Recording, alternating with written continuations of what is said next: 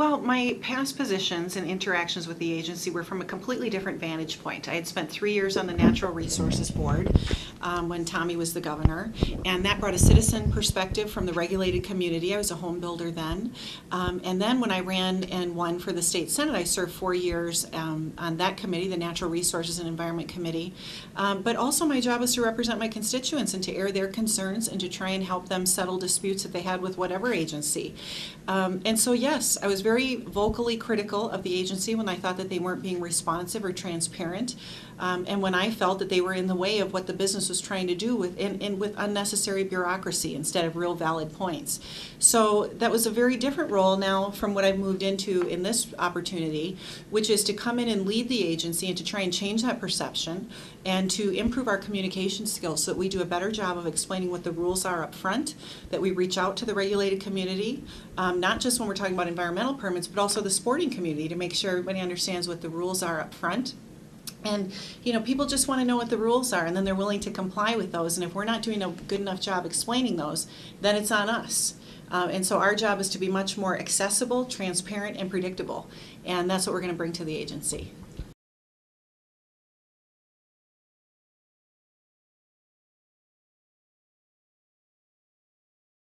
Gives us more flexibility to manage our agency.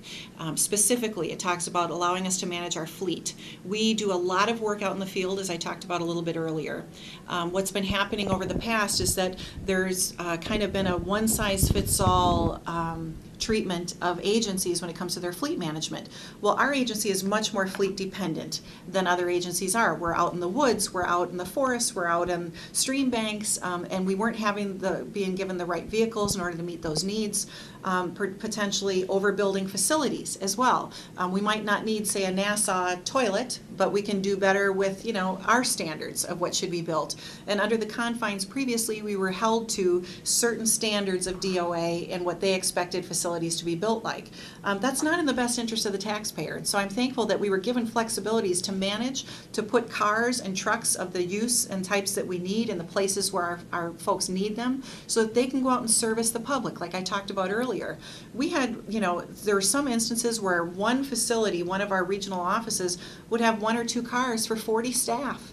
What happens with that is that we can't get out to sites to inspect. I mean, it's just that simple. And so once again, we talk about the public's not being served. Is the environment being served if we're not being able to go out there and to do inspections like we need to?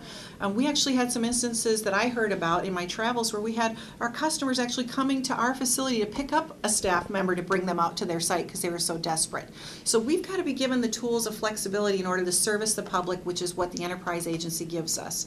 So that's a big advantage for us. And those are, I think, probably the two biggest advantages that we've got with our enterprise agency.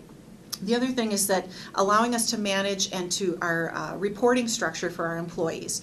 Previously, there wasn't really a streamlined, logical reporting system in place, so that, for example, our water permit person on the ground, say in southeastern Wisconsin, didn't have to report all the way up to the water division administrator in Madison. So there's broken channels of communication all over because of that. So we've worked to restore that so that there's consistency and fluidity there. People understand what their expectations are, and that expectations are not different given on what region of the state you happen to be working in. That was a big problem we had too.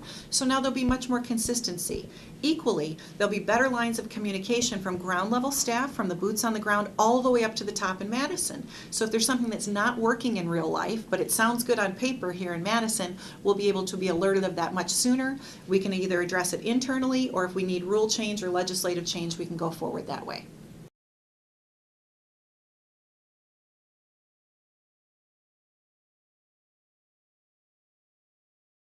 I think our processes can be improved, absolutely, because a lot of the processes we're looking right now to streamline have, some mining does touch some of those, that particular activity, but so does pretty much anybody doing anything in Wisconsin. So when we're talking about wetlands and we're talking about Chapter 30 permits, whatever the issue might be, there's a lot of folks who have to, engage with our department on those particular permits. So yeah, we're making improvements now to those processes, and we're going to continue to refine and continue to meet and exceed the expectations of folks doing business with us.